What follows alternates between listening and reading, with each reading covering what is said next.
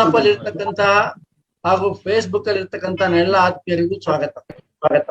ನಮಸ್ಕಾರ. ಇಲ್ಲಿ ಒಂದು ವಿಷಯನ ಹೇಳ್ಬೇಕು. ಕಂಟಿನ್ಯೂ 3 ವಾರಗಳ ಕಾಲ ನಡೆಸ್ಕೊಟ್ರು ಯಾರ ಇದ್ರೆ ಅದು ನಮ್ ರಾಮ್ಕೆ ಹನುಮಯ್ಯನವರು. ಅವರಲ್ಲಿರ್ತಕ್ಕಂಥ ಕುವೆಂಪುರ ಬಗೆಗಿನ ಪ್ರೀತಿ, ಆಳವಾದ ಅಧ್ಯಯನ, ಇನ್ನು ಕುವೆಂಪುರ ಬಗ್ಗೆ ಎಲ್ಲಿ ಕೇಳಿದ್ರು ಹೇಳುವಂತ ಒಂದು ಅಧ್ಯಯನ ಮಾಡಿದ್ದಾರೆ ಅಂದ್ರೆ ನಿಜಕ್ಕೂ ಮೆಚ್ಚಬೇಕಾದ್ದೆ. ಅದನ್ನ ಪಾಷಾಣ ಹೇಳ್ತಾರೆ, ನಾನು ಹೇಳೋದು ಸರಿಯಿಲ್ಲ.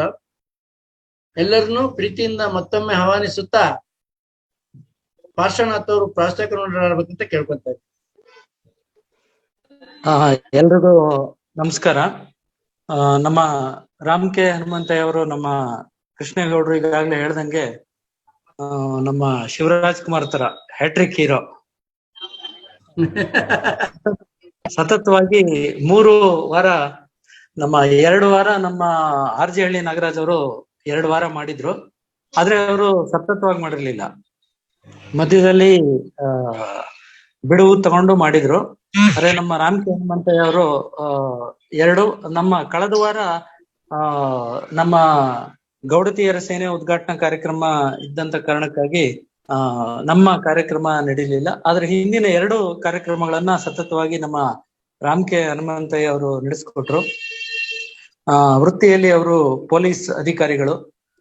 ಎತ್ತಣ ಮಾಮರ ಎತ್ತಣ ಕೋಗಿಲೆ ಎತ್ತಣಿಂದ ಎತ್ತ ಸಂಬಂಧವಯ್ಯ ಅನ್ನುವಂತ ರೀತಿಯಲ್ಲಿ 24 ಗಂಟೆ ಕರ್ತವ್ಯದಲ್ಲಿ ಇರಬೇಕಾದಂತ ಪೊಲೀಸ್ ಇಲಾಖೆಯಲ್ಲಿ ಇದ್ಕೊಂಡು ಸಹ ಒಂದು ಸದಭಿರುಚಿಯ ಸಾಹಿತ್ಯ ಮತ್ತೆ ಬೇರೆ ಬೇರೆ ರೀತಿಯಾದಂತಹ ಸಾಮಾಜಿಕ ಚಟುವಟಿಕೆ, ಸಂಘಟನೆ, ಇದರಲ್ಲೆಲ್ಲ ಅವರು ತಮ್ಮನ್ನ ತಾವು ತೊಡಗಿಸ್ಕೊಂಡು ಬಂದು ಕನ್ನಡಿಗರ ಸ್ನೇಹಕೂಟ ಅಂತ ಹೇಳಿ ಒಂದು ಪ್ರತಿಭಾನ್ವೇಷಣೆ ಕೇಂದ್ರ ವೇದಿಕೆ ಅದನ್ನ ಮಾಡಿಕೊಂಡು ಅನೇಕ ಜನ ಪ್ರತಿಭೆಗಳಿಗೆ ಅವಕಾಶವನ್ನ ಕೊಡೋದು, ಸಾಧಕರಿಗೆ ಸನ್ಮಾನವನ್ನ ಮಾಡುವಂತ ನಿಟ್ಟಿನಲ್ಲಿ ನಮ್ಮ ರಾಮ್ಕೆ ಹನುಮಂತಯ್ಯ ಅವರು ಸತತವಾಗಿ ತಮ್ಮನ್ನ ತಾವು ತೊಡಗಿಸ್ಕೊಂಡು ಬಂದಿದ್ದಾರೆ. ಅವರ ನಿವೃತ್ತಿಯ ನಂತರನೂ ಕೂಡ ಅವರ ಸೇವೆಯನ್ನ ನಮ್ಮ ಪೊಲೀಸ್ ಇಲಾಖೆಯವರು ಅವರ ತರಬೇತಿ ಸಂಸ್ಥೆಗಳಲ್ಲಿ ಅವರು ಶಿಕ್ಷಣವನ್ನ ಪಾಠವನ್ನ ಮಾಡೋದಕ್ಕೆ ಅವರನ್ನ ಸಂಪನ್ಮೂಲ ವ್ಯಕ್ತಿಯಾಗಿ ಇವತ್ತೂ ಸಹ ಅವರನ್ನ ಕರೆಸ್ಕೊಂತಾರೆ. ಅದರ ಜೊತೆಗೆ ನಮ್ಮ ರಾಮ್ಕೆ ಹನುಮಂತಯ್ಯ ಅವರು ಇನ್ನೊಂದು ವಿಶೇಷ ಏನಂತ ಹೇಳಿದ್ರೆ, ನಾವು ಕನ್ನಡಿಗರೇ ಅಧಿಕ ಸಂಖ್ಯೆಯಲ್ಲಿ ಇರುವಂತಹ ಚಾಮರಾಜಪೇಟೆಯಲ್ಲಿ, ಹನುಮಂತ ನಗರದಲ್ಲಿ ಇಲ್ಲಿ ಕನ್ನಡದ ಕಾರ್ಯಕ್ರಮವನ್ನ ಮಾಡೋದಕ್ಕೇನೆ ಹೆಚ್ಚಾಗಿ ನಾವ್ ಯಾವತ್ತೂ ಮೊದ್ಲಿಂದನೂ ಹೇಳ್ತಾ ಇರ್ತೀನಿ, ನಾನು ಶ್ರೀರಾಮ್ಪುರ ಮತ್ತೆ ಈ ನಮ್ಮ ದಂಡು ಪ್ರದೇಶ ಏನಿದೆ, ಆ ದಂಡು ಪ್ರದೇಶದಲ್ಲಿ ಒಂದು ಮಿನಿ ಭಾರತ ಇದ್ದಂಗೆ ದಂಡು ಪ್ರದೇಶ ಇದೆ. ಅಂತಹ ಪ್ರದೇಶದಲ್ಲಿ ನಮ್ಮ ರಾಮ್ಕೆ ಹನುಮಂತಯ್ಯ ಅವರು ಕನ್ನಡದ ಕಹಳೆಯನ್ನ ಮೊಳಗಿಸ್ಕೊಂಡು ಬರ್ತಾ ಇದ್ದಾರೆ.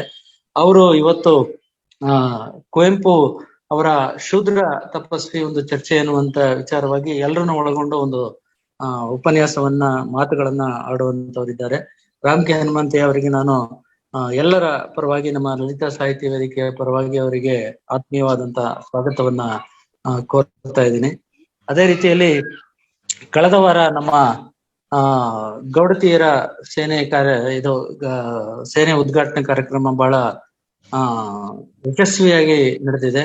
ಅದಕ್ಕೆ ಕಾರಣಕರ್ತರಾಗಿರುವಂತಹ ಸಂಸ್ಥಾಪಕರು, ಹಿನ್ನೆಲೆಯಲ್ಲಿ ಇರುವಂತಹ ನಮ್ಮ ಕೃಷ್ಣೇಗೌಡರಿಗೆ, ಅದರ ಅಧ್ಯಕ್ಷರಾದಂತ ರೇಣುಕಮ್ಮ ಅವರಿಗೆ, ಮತ್ತೆ ಉಳಿದ ಎಲ್ಲ ಪದಾಧಿಕಾರಿಗಳಿಗೆ ನಾನು, ಯಾಕೆಂದ್ರೆ ಇವರೆಲ್ಲ ನಮ್ಮ ಲಲಿತಾ ಸಾಹಿತ್ಯ ವೇದಿಕೆಯಲ್ಲೂ ಸಹ ಸಕ್ರಿಯವಾಗಿ ತೊಡಗಿಸ್ಕೊಂಡಿದ್ದಾರೆ.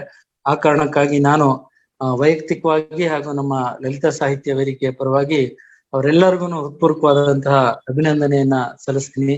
ಇನ್ನಷ್ಟು ಹೆಚ್ಚಿನ ಯಶಸ್ಸನ್ನ ಗೌಡತಿಯರ ಸೇನೆ ಮುಂದಿನ ದಿವಸಗಳಲ್ಲಿ ಪಡೀಲಿ ಅಂತ ಹೇಳಿ ನಾನು ಈ ಸಂದರ್ಭದಲ್ಲಿ ಎಲ್ಲರ ಪರವಾಗಿ ಅವರಿಗೆ ಶುಭವನ್ನ ಹಾರೈಸ್ತಾ ಇದ್ದೀನಿ. ಅದೇ ರೀತಿಯಲ್ಲಿ ಇವತ್ತು ನಮ್ಮ ಈ ಕಾರ್ಯಕ್ರಮದ ಅಧ್ಯಕ್ಷತೆಯನ್ನ ನಮ್ಮ ಕಾಯಂ ಅಧ್ಯಕ್ಷರಾಗಿರುವಂತಹ ಮುಕುಂದರಾಜ್ ಅವರು ವಹಿಸ್ಕೊಂಡು ನಡೆಸ್ಕೊಡ್ತಾರೆ. ಅವರು ಇವತ್ತು ಒಂದು ಏನು ಪಠ್ಯ ಪುಸ್ತಕದ ವಿಚಾರವಾಗಿ ಒಂದು ಏನು ಸಮಿತಿಯನ್ನ ಮಾಡ್ಕೊಂಡಿದ್ದಾರೆ. ಆ ಸಮಿತಿದು ಇವತ್ತೊಂದು ಕಾರ್ಯಕ್ರಮ ನಮ್ಮ ಮಹಾತ್ಮ ಗಾಂಧಿ ರಸ್ತೆಯಲ್ಲಿರುವಂತಹ ಒಂದು ಆಶೀರ್ವಾದ ಅನ್ನುವಂತ ಒಂದು ಸಭಾಂಗಣದಲ್ಲಿ ನಡೀತಾ ಇದೆ. ಬಹುಶಃ ಅವರು ಅಲ್ಲಿ ಭಾಗವಹಿಸಿದ್ದಾರೆ. ಅವರು ಸಹ ಮುಂದೆ ತಡವಾಗಿ ಸೇರ್ಕೊಳ್ತಾರೆ ನಮ್ಮನ್ನ ಅಂತ ಹೇಳಿ ನಾನು ಆಶಯವನ್ನ ವ್ಯಕ್ತಪಡಿಸಿ ನಮ್ಮ ರಾಮ್ ಕೆ ಹನುಮಂತಯ್ಯ ಅವರು ಎಲ್ಲ ಇದರಲ್ಲೂ ಒಂದು ಸದಭಿರುಚಿ ಇಟ್ಕೊಂಡಿರುವಂತವ್ರು. ಅವರ ಮಕ್ಕಳ ಮದುವೆಯನ್ನ ಮಾಡಿದಾಗ ಅವರು ಒಂದು ಆಹ್ವಾನ ಪತ್ರಿಕೆನ ಯಾವ ರೀತಿ ಮಾಡಿಸ್ತಿದ್ರು, ಅದು ಒಂದು ನೆನಪಿನ ಕಾಣಿಕೆ ರೀತಿನಲ್ಲಿ ಮಾಡಿಸಿದ್ರು. ಅದು ನನಗೆ ಮೊನ್ನೆಯಲ್ಲಿ ಸಿಕ್ತು. ಅದನ್ನ ಸುಮ್ಮನೆ ನಿಮ್ಗೆ ಇಲ್ಲಿ ತೋರಿಸ್ತೀನಿ, ನೀವು ನೋಡಿ. ಇದು ಅವರ ಒಂದು ಇದು ಮಗಳು ಮಗ ಅನ್ಸುತ್ತೆ, ಪುರುಷೋತ್ತಮ ಮತ್ತೆ ಭವ್ಯ ಅಂತೇಳಿ. ಮಗ ಪುರುಷೋತ್ತಮ್ ಮತ್ತೆ ಭವ್ಯ. ಕುವೆಂಪು ಅವರ ಚಿತ್ರನೂ ಇದೆ. ವಿವಾಹ ಮಹೋತ್ಸವದ ಸವಿನೆನಪಿನ ಕಾಣಿಕೆ ಅಂತ ಹೇಳಿ ಅದಕ್ಕೆ ಅವರು ಇದನ್ನು ಕೊಟ್ಟು ಅದು ಒಂದು ಕವನವನ್ನ ಸಹ ರಾಮ್ ಕೆ ಹನುಮಂತಯ್ಯವರೇ ಬರೆದು ಮದುವೆ ಸಂಬಂಧವಾಗಿ ಅವರ ಮಗ ಇದರ ಸಂಬಂಧವಾಗಿ ಬರೆದು ಹಾಕಿದ್ದಾರೆ. ಇದು ನನಗೆ ಸಿಕ್ತು. ಅದನ್ನ ನಿಮ್ಮೆಲ್ಲರಿಗೂ ನಾನು ಇಲ್ಲಿ ತೋರಿಸ್ತಾ ಇದ್ದೀನಿ. ಎಷ್ಟರ ಮಟ್ಟಿಗೆ ಇಲ್ಲಿ ಕಾಣಿಸ್ತಾ ಇದೆಯಾ ನಿಮ್ಮೆಲ್ಲರಿಗೂ ಗೊತ್ತಿಲ್ಲ. ಕಾಣಿಸ್ತಾ ಇದೆಲ್ಲ.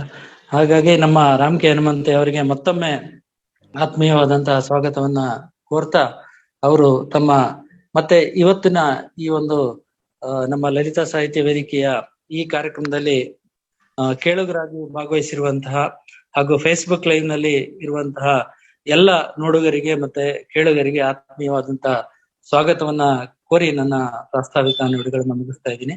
ಈಗ ರಾಮ್ ಕೆ ಹನುಮಂತಯ್ಯ ಅವರು ತಮ್ಮ ಮಾತುಗಳನ್ನ ಆಡ್ಬೇಕು ಅಂತ ಹೇಳಿ ಕೇಳ್ಕೊಳ್ತಾ ಇದ್ದೀನಿ. ಮಧ್ಯ ಒಂದು ವಿಷಯ ಪಾರ್ಶ್ವನಾಥ್. ಹೇಳಿ ಹೇಳಿ ಹೇಳಿ. ಗೌಡತಿಯರ ಸೇನೆ ಇರೋದು ಕುವೆಂಪು ಅವರ ತತ್ವದ ಮೇಲೆ. ಬಿಟ್ಕೊಡಕ್ ಇಷ್ಟಪಟ್ಟಿಲ್ಲ. ಇಲ್ಲಿ ನೀವ್ ಹೇಳ್ಬೋದು, ಕುವೆಂಪು ಅವ್ರ ಅಂದ್ಮೇಲೆ ವಿಶ್ವಮಾನವ ನೀವ್ಯಾಕ್ರಿ ಒಕ್ಕಲಿಗರು ಅಂತ ಕರ್ಕೋತೀರಾ ಅಂತ ಹೇಳ್ಬೋದು. ಇಂಪಾರ್ಟೆಂಟ್ ಒಕ್ಕಲಿಗ ಅನ್ನೋದು ನಮ್ಮ ಮನೆ. ಹೊರಗಡೆ ಬಂದಾಗ ಅಕ್ಕಪಕ್ಕ ಮನೆ ಇರ್ತೇವೆ. ನಮ್ಮನೆ ನಾವು ಚೆನ್ನಾಗಿ ಇಟ್ಕೊಳ್ಳಿಲ್ಲ ಅಂದ್ರೆ ಬೇರೆಯವ್ರ ನಮ್ಮನೆ ಎಲ್ಲಿ ಇದ್ ಮಾಡ್ತಾರೆ. ಯಾವ ಮನೆ ಇಟ್ಕೊಂಡಿಲ್ಲ ಕಂಡ್ಲ ನೀನ್ ನಮ್ಮನೇನು ಉದ್ಧಾರ ಮಾಡ್ತೀನಿ ಅಂತೆ. ಆ ಕುವೆಂಪು ಅವರ ಆಧಾರದ ಮೇಲೆ ಫಸ್ಟ್ ನನ್ನ ಮನೆ ರಿಪೇರಿ ಮಾಡ್ಕೊಂಡು ಆಮೇಲೆ ಸಮಾಜದ ಕಡೆ ಖಂಡಿತ ಕೊಡ್ತೀವಿ. ಆದ್ರೆ ಇವತ್ತು ಇರೋದು ಎಲ್ಲಾ ಕುವೆಂಪು ಅವರ ತತ್ವಗಳು ಅಂತ ಹೇಳ್ತಾ ಸರ್ ನಿಮ್ ಕಂಟಿನ್ಯೂ ಮಾಡಿ ಮುಂದುವರ್ಸ್ಬೇಕು ಅಂತ ಕೇಳ್ಕೊತೀನಿ ಸರ್.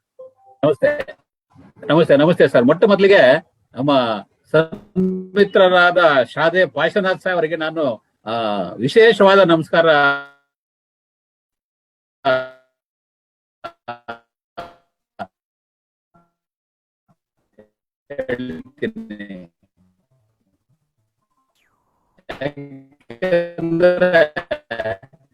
ಅದು ಸುಮಾರು 12 ಅದೇ ರೀತಿ ನನ್ನ ಮಗನ ಮದುವೆನಲ್ಲೂ ಕೂಡ ಕುವೆಂಪು ಅವರ ಭಾವಚಿತ್ರ ಇಟ್ಟುಕೊಂಡೆ ಒಂದು ಬಂದಂತ ಅತಿಥಿಗಳಿಗೆ, ಸಾಹಿತ್ಯಾಸಕ್ತರಿಗೆ, ಕನ್ನಡಾಭಿಮಾನಿಗಳಿಗೆ ಒಂದು ನೆನಪಿನ ಕಾಣಿಕೆಯನ್ನ ಕೊಟ್ಟಿದ್ದು. ಅದರಲ್ಲಿ ಕುವೆಂಪು ಅವರ ಭಾವಚಿತ್ರ ಇಟ್ಟಿದ್ದೆ, ಕೊಟ್ಟಿದ್ದೆ ನಮ್ಮ ಯಾರು ಬಂದಿದ್ದರೋ ನಮ್ಮ ಅತಿಥಿಗಳು ಅವರಿಗೆ. ಅದನ್ನ ಇವತ್ತು ಅವರು ಜೋಪಾನವಾಗಿ ಇಟ್ಟುಕೊಂಡು ಈ ಸಂದರ್ಭದಲ್ಲಿ ಪ್ರದರ್ಶನ ಮಾಡಿದ್ದಾರೆ ಅಂದ್ರೆ ನಿಜವಾಗ್ಲೂ ನಿಮ್ಗೆ ವಿಶೇಷವಾದ ನಮಸ್ಕಾರ ಸರ್.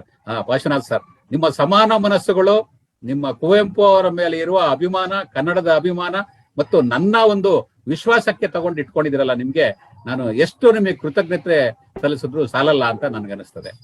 ಮತ್ತೆ ಈಗ ತಾವ್ ಹೇಳಿದ್ರಿ, ಈಗ ನಾನು ಈ ಸಂದರ್ಭದಲ್ಲಿ ಕುವೆಂಪು ಅವ್ರ ಬಗ್ಗೆ ಮಾತಾಡೋದು ಅಂದ್ರೆ ನನಗೆ ರೋಮಾಂಚನ ಆಗುವಂತ ಅನುಭವ.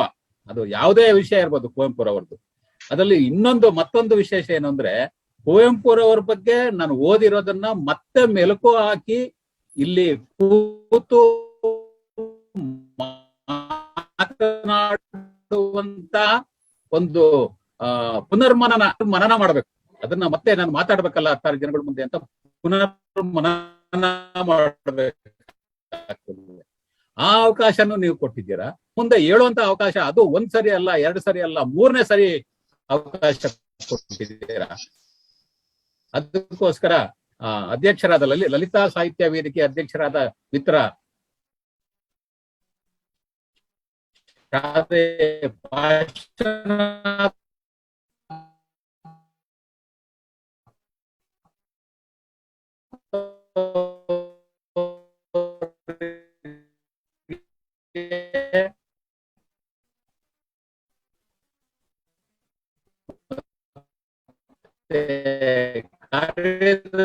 ಕಾರ್ಯದರ್ಶಿಗಳಾದಂತ ಕೃಷ್ಣೇಗೌಡರಿಗೆ ಮತ್ತೆ ವಿಶೇಷ ಅಲ್ಲಿ